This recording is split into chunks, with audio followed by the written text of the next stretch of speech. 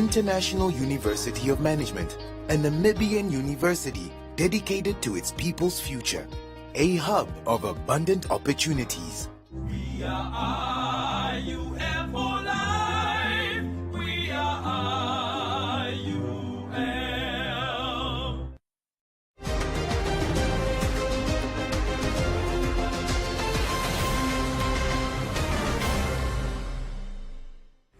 Good evening, I'm Maggie Forciero. In the news tonight, Namibian roads less congested this year, says NAPTA. Drug abuse, a growing trend among youth. Intellectual property and local content project expected to boost creative industry. Recognize the value of water, Straightline urges Africans. And Business on One comments corner, sport and the weather.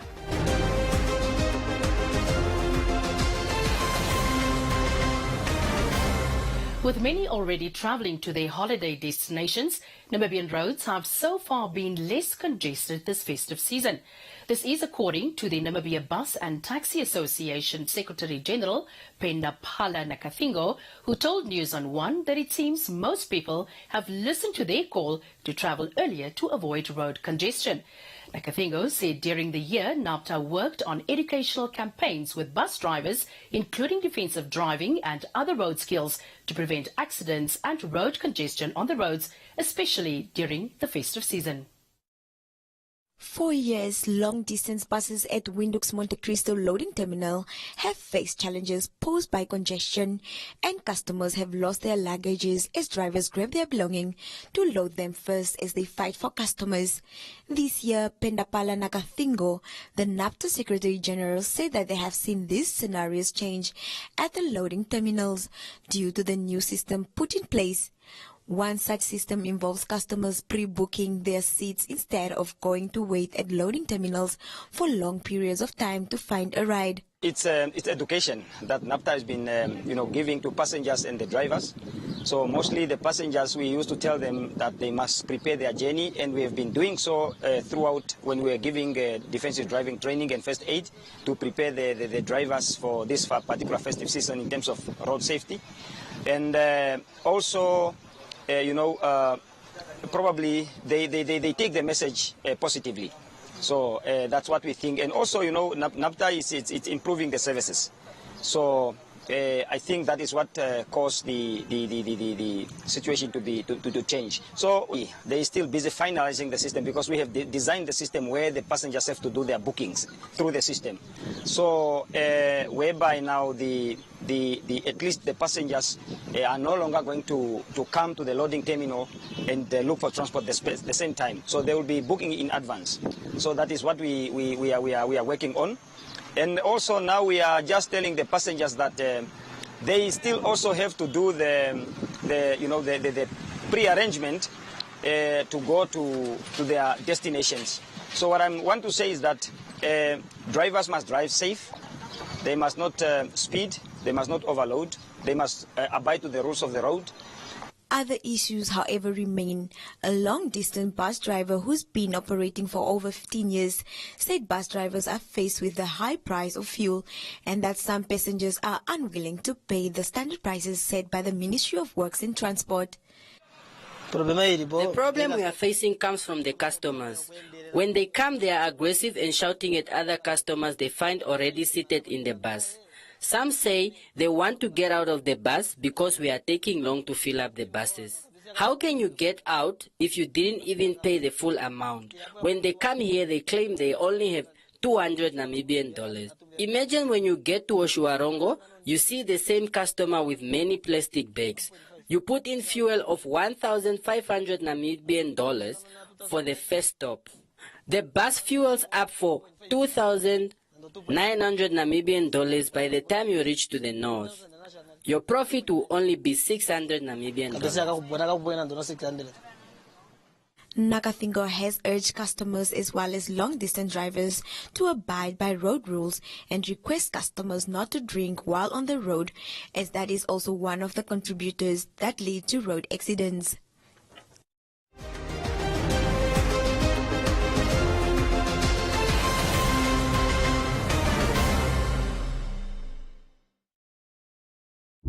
Back in the day, Susie's phone used to ring like a hotline. She was the most popular girl in town. But since she did not register her SIM card with her mobile service provider, her phone does not ring anymore. She has tried to get something similar. She has tried this and that number, but it has never been the same. So now, she has a reputation of being a number hoarder, instead of just registering her SIM at her mobile service provider and keeping her number. Excuse me one sec. Hello? No, this isn't Susie. Have you tried her other number? Don't miss out on important communications like Susie. Register your SIM to keep your number. Visit www.cran.na.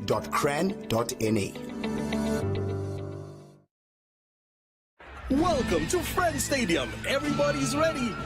Wait a second, not everybody. Come on, dude. It's the FIFA World Cup. You're going to lose your seat. The ritual seat, the lucky one. Losing more than a seat, your team is going to lose. Where are you, dude? The match is about to start. Your friends won't hold on much longer. Excuse me.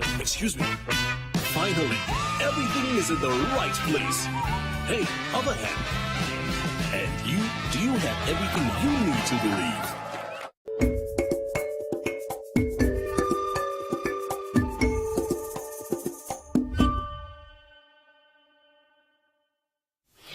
A total of 182 suspects were arrested in connection with drug-related crimes in the Iranga region between January and September this year. Out of this figure, 155 are male, 19 female and 8 are juveniles. This was revealed by the Iranga Regional Commander, Niklaus Kupembana, during the drug awareness campaign held recently in Walvis Bay and Swakopmund.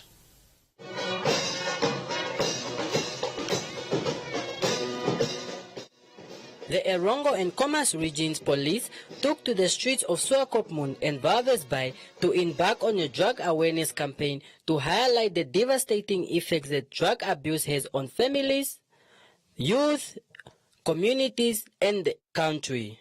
The Police Regional Commander of Erongo Region, Niklaus Kupembona, who shared statistics on drug-related crime, stated that there is a high possibility that Namibia will not have a drug-free generation because young people have become drug users.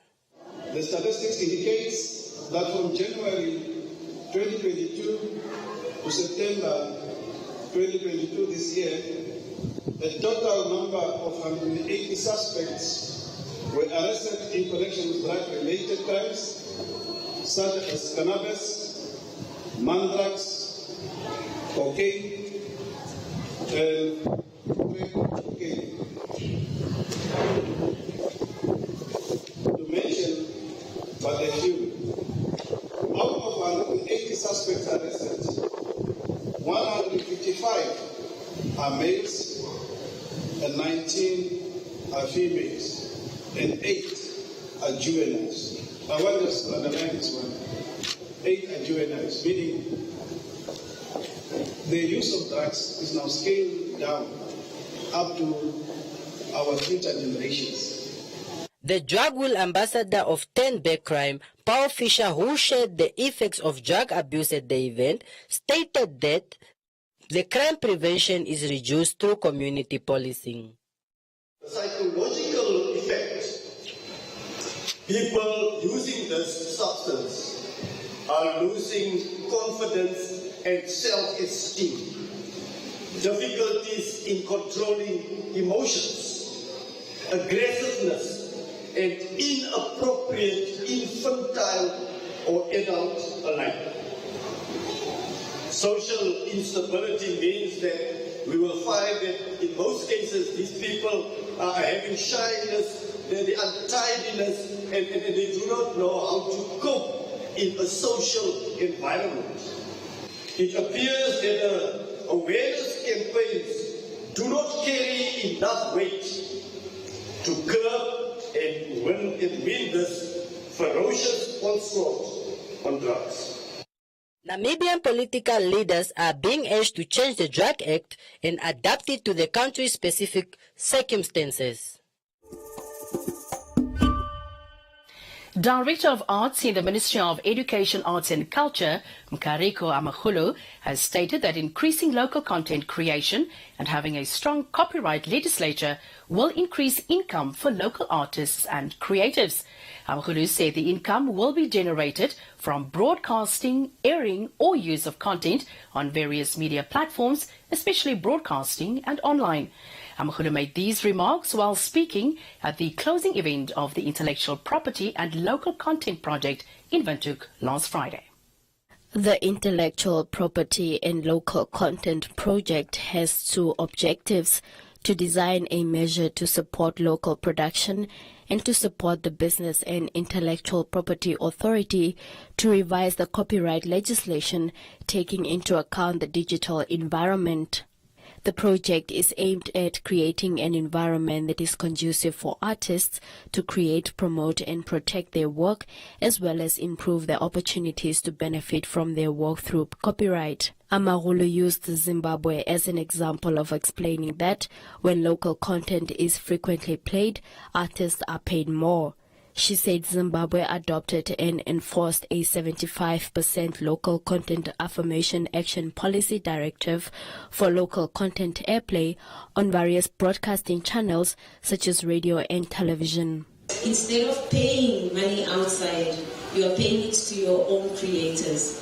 And that's what Zimbabwe did. Zimbabwe did it in a very interesting way because there was no policy. It was just a directive that came from government that said radio play 80% Zimbabwean music.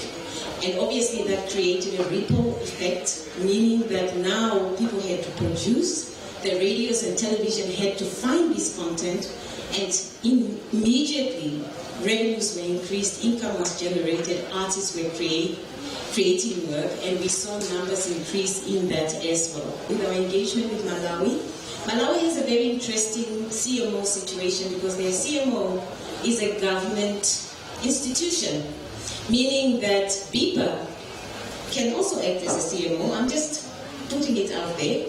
Or you can have a government-funded CMO. That, in a way, protects then the collection, the funds that are collected, and that remains within the creative industries and meaning that it's funds that can go directly to creators as well. Giving a summary of the project implementation, challenges and recommendations, IPLC national expert Nashilongwe Shipwe Mushanja explained that possible measures to be considered to support local content may include a policy, a private copyright levy, a local content fund, and a collective management organization. We took a tour into the regions.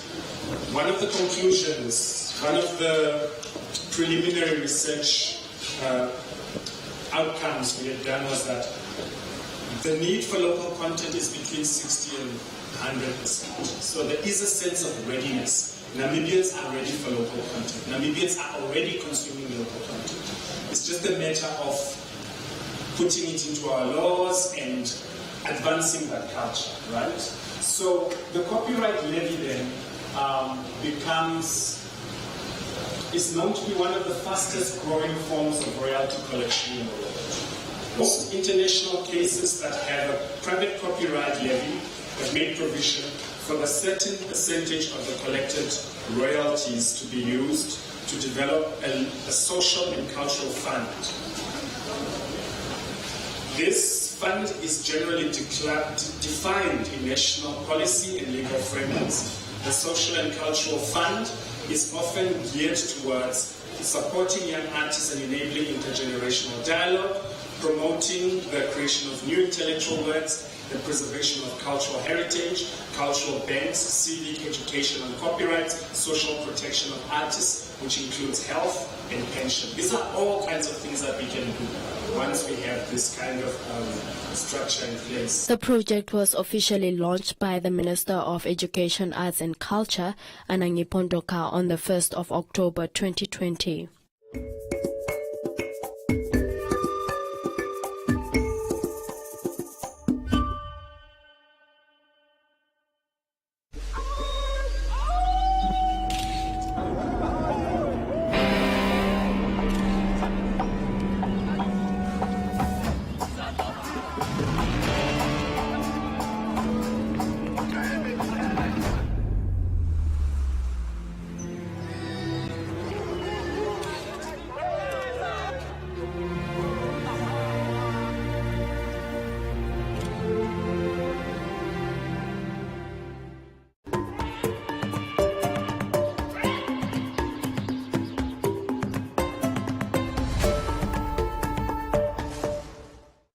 Minister of Agriculture, Water and Land Reform, Kali Schledwein, urged Africans to recognize and appreciate the value of water as a commodity that cannot be wasted or taken for granted.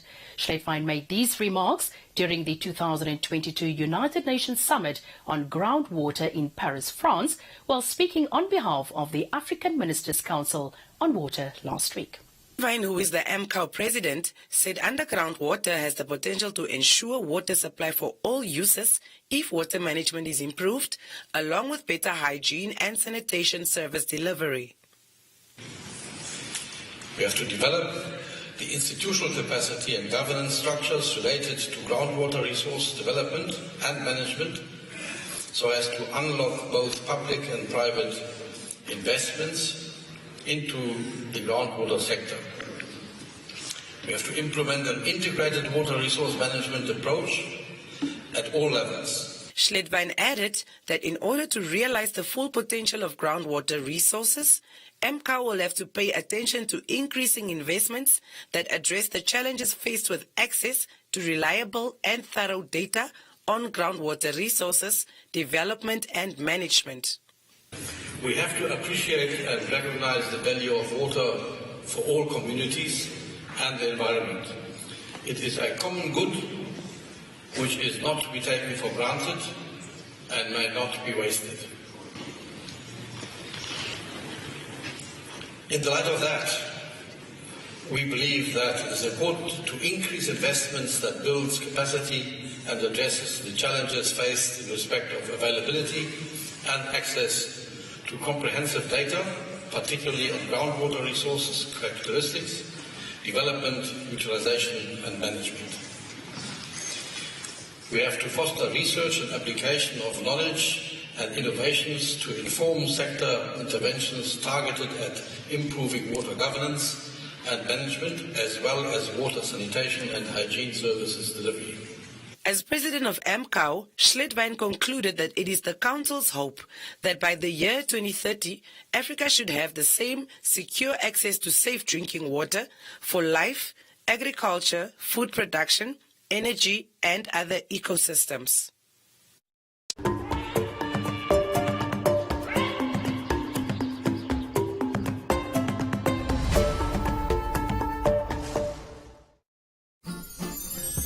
How many slits, Mom? 5. Yes, it's click season.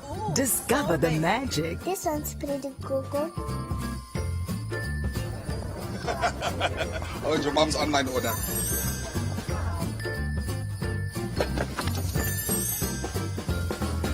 Happy holidays, guys! Wow! Darling. Congrats! It's empty. I can't talk. Who's first? With bags of endless gifts, you'll find something special for everyone at Clicks.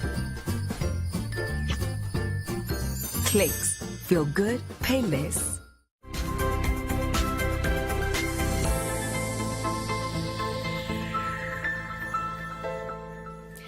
On the business front, Namibia Wildlife Resorts launched a competition where local social media influencers can participate and at the same time promote domestic tourism across its establishments. The competition, titled NWR Moment, was launched last week Friday and runs until the 1st of February 2023. Nelson Ashipala, NWR spokesperson, said that this initiative is mainly intended for tourists to help promote NWR's establishments in Namibia at large by taking pictures of their best moments during their stay in the resort and sharing them on social media. For us, it's very, very important on this initiative which we are launching, which is the NWR Moments competition. I think what we have done is local tourism, domestic tourism to us is very, very important. And we have people who can tell Namibian stories. I mean, we have internationals who are telling stories better than Namibians themselves. It's an interactive competition that we ask the public to partake in, mostly when it's launched today. Very interactive in the sense that you want people to like your pictures more, create that hype and create that vibe. And then as time goes, I think we will see what the feedback will be. Now, also very importantly, for NWR, all that we've been seeing lately is lots of positive stories, but lots of negative as well, on the food, on our infrastructure. So we want you to go out to tell the actual story that is on the ground, what you are seeing, and tell it as it is. We ask tourists, Namibian tourists, SADC tourists, and most importantly, those from the outside world to go to our resorts, take beautiful pictures in Namibia, take beautiful pictures, upload them onto your social media page, click on the link, enter this competition. Joyce Ngishiliwa, one of the selected social media influencers, in a telephonic interview with News on One, said that this is an opportunity to broadly advertise some of the tourist attraction sites that are not well known to the locals and urged the public to participate in the competition. First of all, I'm really excited about the opportunity. It's just so many, such few people that get such opportunities to travel Namibia. And to be quite honest, Namibia has such amazing, incredible places to see, and people just don't know. The times when I travel to these certain places, people literally ask me of the simplest places. They'll be like, no, where is that? But it's just somewhere hidden gem, somewhere in Sokomono or Bavelsberg. This can be somebody's start to that, you understand? Enter the competition, you might be a lucky winner and stand a chance to finally travel the country. Ashipala urged tourists, both domestic and international tourists, to partake in this exciting competition. The competition is expected to end on the 1st of February 2023.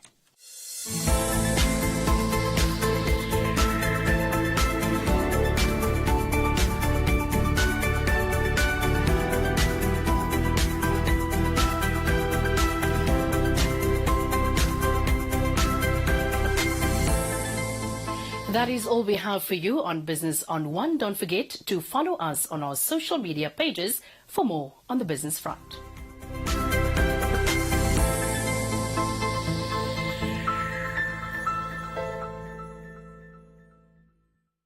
We've always had the bravery to stand up for what is Namibian, from protecting our homes to fighting injustices. We still celebrate what it means to us and raise a glass to those who show their bravery. No matter how they take on the world, with all this potential in the land of the brave, what will you do to make this Namibia your Namibia?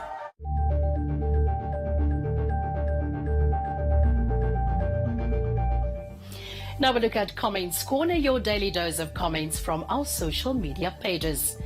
Coordinator at the Basic Income Grant Coalition of Namibia, Rinani Musutua, has stated that the government can use money returned to Treasury and cut on certain expenses, such as state funerals for politicians who already have funeral covers to fund the BIG project. K-Fresh wonders why politicians are merciless.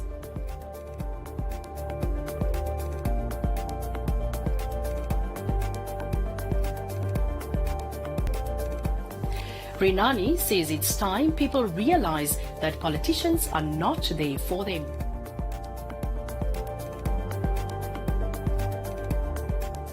Venda commends Rinani for raising the issue.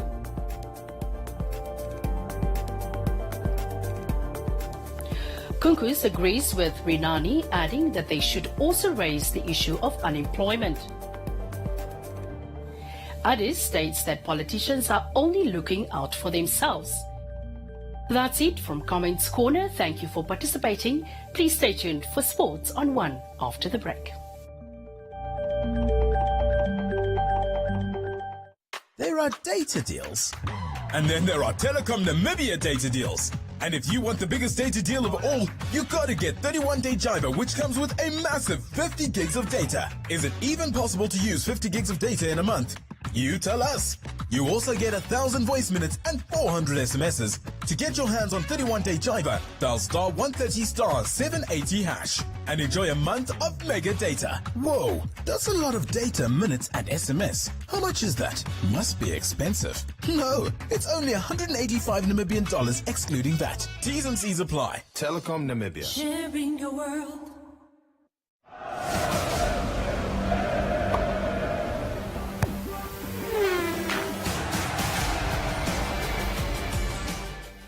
Time now for Sport on 1. Driekus Coetzee and Jolande de Villiers were crowned the champions of the Nedbank Desert Dash, which concluded over the weekend in Swakopmund. The annual 18th edition, in which about 1,400 cyclists attended, concluded in a 397 kilometers gravel road via the desert from Windhoek to Swakopmund.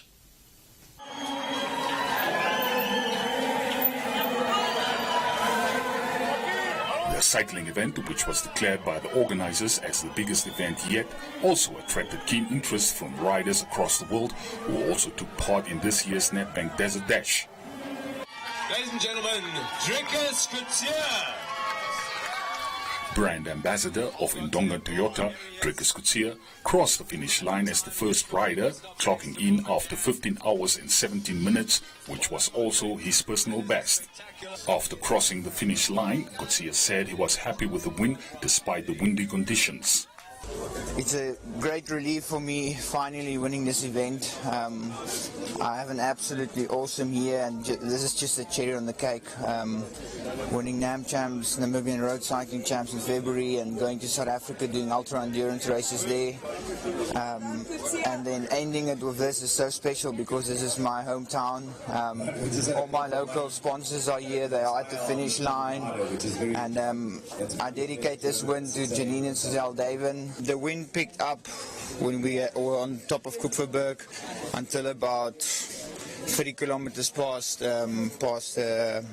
Kuisep. Then it got better, but overall conditions were good. I think conditions was perhaps a bit better than the previous years with the heat, as it was not that warm. Crossing the finish line in second place was Swiss national Cornelusa at 15 hours and 38 minutes, just 21 minutes behind Driekus Coetzee. The women's solo rider category was dominated by South African Jolande de Villiers. De Villiers stated that participants should remember to absorb the beauty of nature while riding. Yes, I'm so happy.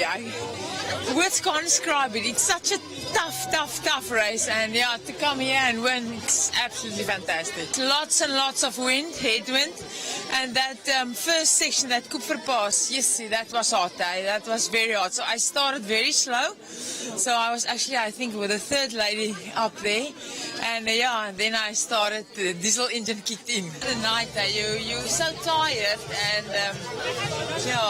I saw stuff, you see eyes, and I'm like, want to fall asleep on the bike, but yeah, you see that from Connie Contest, that moon landscape was fantastic, and then you're coming home, so yeah. Sport on 1 also spoke to second-time participant Marius Passon, riding in Parata's colours, who said his participation was merely for fun. This is the first time that we didn't finish on time, due to various reasons, but it was quite well, and I enjoyed the experience. And we had two experienced riders in our fold, but it was nice. And what I enjoyed the most, the fact that I could share my experience with them. The event concluded with all participants that were riding in the solo category being awarded with medals of appreciation.